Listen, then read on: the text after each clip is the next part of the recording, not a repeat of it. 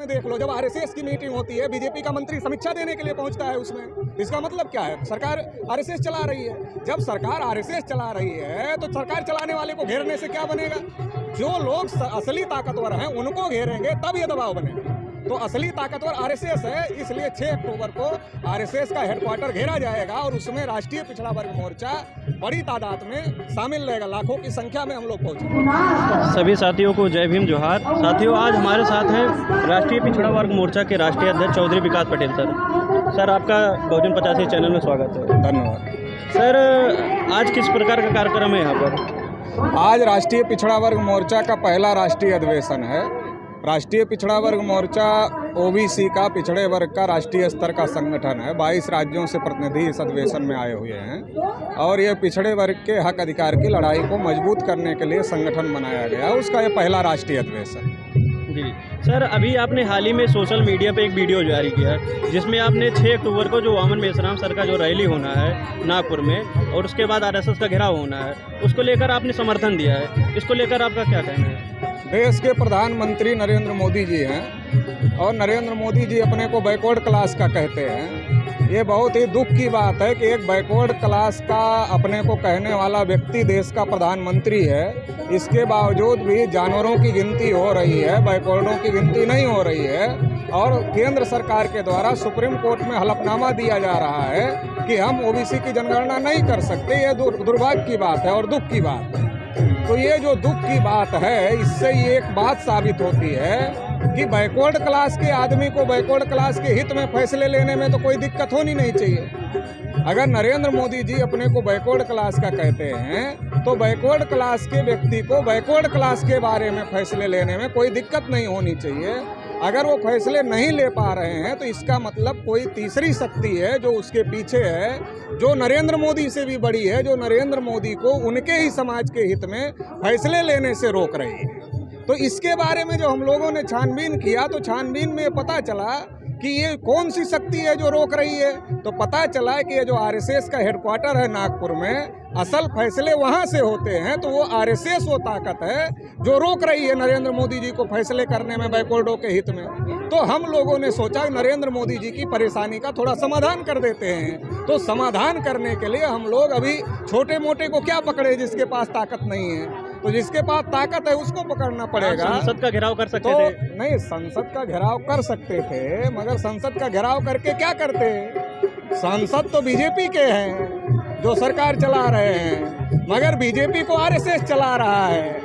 जब आप उत्तर प्रदेश में देख लो, जब आरएसएस की मीटिंग होती है, बीजेपी का मंत्री समीक्षा देने के लिए पहुंचता है उसमें। इसका मतलब क्या है? सरकार आरएसएस चला रही है। जब सरकार आरएसएस चला रही है तो सरकार चलाने वाले को घेरने से क्या बनेगा? जो लोग असली ताकतवर हैं उनको घेरेंगे तब ये दबाव बनेगा। तो असली ताकतवर आरएसएस है, इसलिए 6 अक्टूबर को आरएसएस का हेडक्वार्टर घेरा जाएगा और उसमें राष्ट्रीय पिछड़ा वर्ग मोर्चा बड़ी तादाद में शामिल रहेगा। लाखों की संख्या में हम लोग पहुंचे। किन किन मुद्दों को लेकर समर्थन दिए हैं आप? बहुत सारे मुद्दे हैं। एक तो बड़ा मुद्दा ये है कि बोलने पर पाबंदी लगा रहे हैं। वामन मेश्राम जी का कार्यक्रम हरियाणा में रोका, फिर कानपुर में रोका।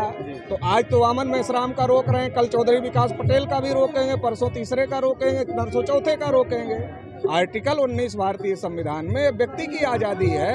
अब व्यक्ति की आज़ादी हम अपनी बात रख सकते हैं। पुलिस को गलत लगती है, पुलिस FIR कर सकता है और कोर्ट में हमको लेके जा सकता है, लेकिन हमको बोलने से ही रोकना ये न्याय संगत नहीं है। दूसरी बात, आरएसएस बीजेपी को लगता है कि हम गलत बोल रहे हैं तो वो हमसे बड़ा सम्मेलन लेकर, उनकी सरकार है, उनके पास संसाधन है, वो हमसे बड़ा सम्मेलन लेकर के वो यही बताएं कि वामन मेश्राम गलत बोल रहे हैं, चौधरी विकास पटेल गलत बोल रहे हैं। ये सही है, उनको भी संविधान में आर्टिकल 19 में अधिकार है, लेकिन वो जानते हैं ये तो गलत तो बोल नहीं रहे हैं। ये लोग सही बोल रहे हैं। इनकी बात का काउंटर नहीं किया जा सकता, इसलिए इनकी बात को दबाया जाए। सारी मीडिया को, जो मेन स्ट्रीम मीडिया है, उसको रोक करके रखा है कि वामन मेश्राम की बात, चौधरी विकास पटेल की बात किसी मीडिया में, किसी चैनल में नहीं आना चाहिए। और अब कार्यक्रमों पर भी पाबंदी लगाने का काम कर रहे हैं। तो ये संविधान द्रोह है, इसलिए इसको बर्दाश्त नहीं किया जा सकता। इसलिए ये एक बहुत बड़ा मुद्दा है। अभी सर देखा जा रहा है कि जो सरसंघ चालक मोहन भागवत जी हैं वो मौलवी और मौलानाओं से मिलने का काम कर रहे हैं, इस पर आपका क्या कहना है? संघ संचालक का जो दिमाग है वो अभी जब हम लोगों ने आरएसएस मुख्यालय घेरने का घोषणा किया तो उनसे उनका दिमाग काम नहीं कर रहा, कब क्या करें। वो अगर हमसे लड़ते हैं तो जिनको हिंदू कहते हैं उनसे ही ना लड़ाई शुरू हो जाएगी। अगर वो हमसे लड़ते हैं, वो जिनको हिंदू कह रहे हैं उनसे ही ना लड़ाई शुरू हो जाएगी। तो ये लड़ाई उनके लिए ज़्यादा खतरनाक है। तो इसलिए इस मुद्दे को डाइवर्ट करने के लिए वो मुसलमानों से मिल रहे हैं, कुछ मुसलमानों से ऊट पटांग बयान दिलवा रहे हैं ताकि ये जो चर्चा चल रही है इसको डाइवर्ट किया जाए। तो चर्चा को डाइवर्ट करने का मामला, चर्चा क्या चल रही है पूरी सोशल मीडिया उठा कर देख लो।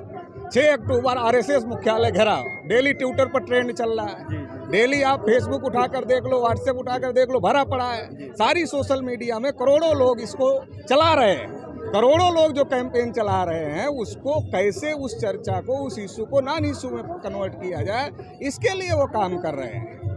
हम लोगों ने मुसलमानों को रैली में नहीं बुलाया है, हम तो गैर मुसलमान ही लोग, SC ST OBC के लोग आरएसएस मुख्यालय घेरने के लिए काफ़ी है, वही लोग घेर लेंगे। तो सर, आप जो देश भर के OBC के लोग हैं उनको क्या संदेश देना चाहते हैं 6 अक्टूबर रैली को लेकर? देश भर के जो OBC के लोग हैं उनको हम कहना चाहते हैं कि लड़ना उससे पड़ेगा जो हमारे हक अधिकारों को रोक रहा है। अभी तक OBC से लोग लड़ उससे रहे हैं जिसके पास कुछ है ही नहीं।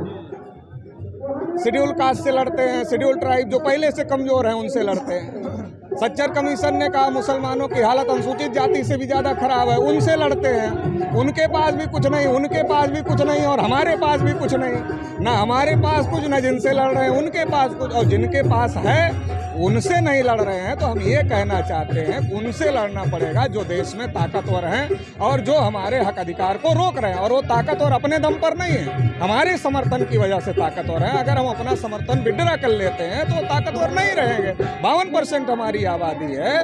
तो इसलिए जो फैसला है जाति आधारित जनगणना का, संख्या के अनुपात में हिस्सेदारी का, OBC के लिए भी एट्रोसिटी एक्ट बने इसका, ये जो तमाम समस्याएं हैं इसका अगर हम समाधान चाहते हैं तो असली पावर अगर आरएसएस के पास में है, असली सत्ता अगर आरएसएस के पास में है, तो विधायक मंत्री से और प्रधानमंत्री से लड़ने से काम नहीं चलेगा।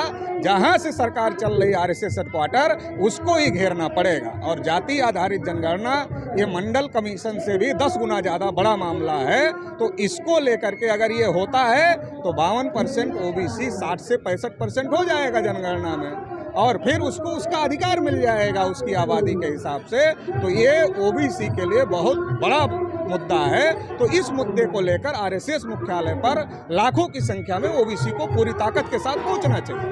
बहुत बहुत धन्यवाद।